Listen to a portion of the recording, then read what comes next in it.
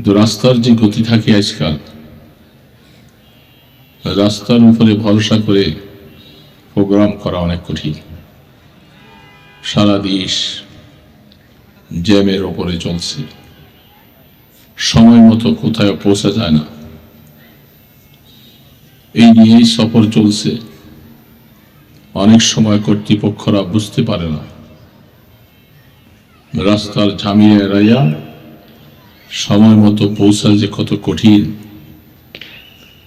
যারা কর্তৃপক্ষ তারা তো চায় যে সময় মতো চলে আসো, কিন্তু আসলে দেশের পরিস্থিতি আপনারা যারা সফর করেন তারা বোঝেন, খুব কঠিনতম হালাত চলছে। এর মধ্যেই আমাদের জীবনের হায়াতটাও চলছে। জ্যামের মধ্যে যে ঘন্টার পর ঘন্টা যায়, এগুলিও আমাদের হায়াতের একটা অংশ। এগুলা সম্পর্কেও আল্লাহ পাকের কাছে হিসাব দিতে হবে, হিসাবের আওতায় চলে আসতে হবে। না, জ্যামের সময়টা, রাস্তা যেহেতু জ্যাম, ওই সময় আমলনামাটাও জ্যাম লেগে থাকে। কি বলেন, আমলনামার জ্যাম লেগে বন্ধ হয়ে গেছে?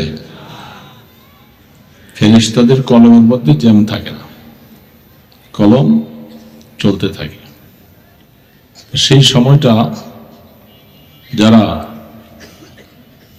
গাড়ির সামনে টেলিভিশন থাকে, গাড়িতে জ্যামের বসে আছে ঘন্টার পর ঘন্টা, ওটার মধ্যে নারীদের নর্তকী দেখা যায়, যুবক যুবতীদের নাচ দেখা যায়। অধিকাংশ গাড়িগুলোর মধ্যে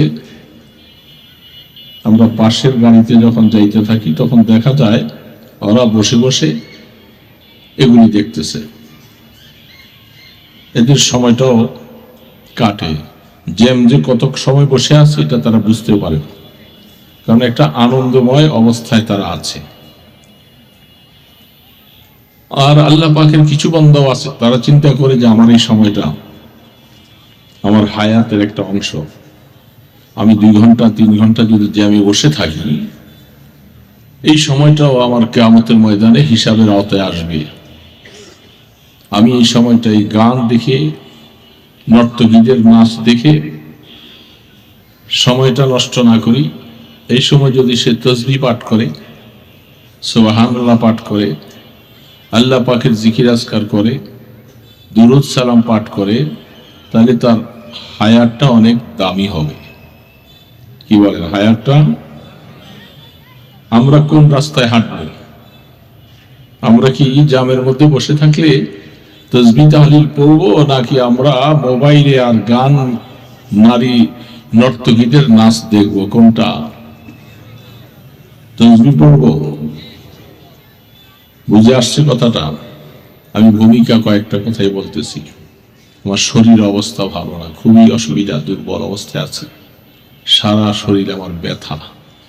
কাছাকাছি প্রোগ্রাম না হলে প্রোগ্রাম ক্যান্সেল করে দিতাম, কথা বলতে ইচ্ছা করে না। তো তারপরেও কিছু দোয়া নেওয়ার জন্য এতগুলি মুসলমান একসাথে বসছে,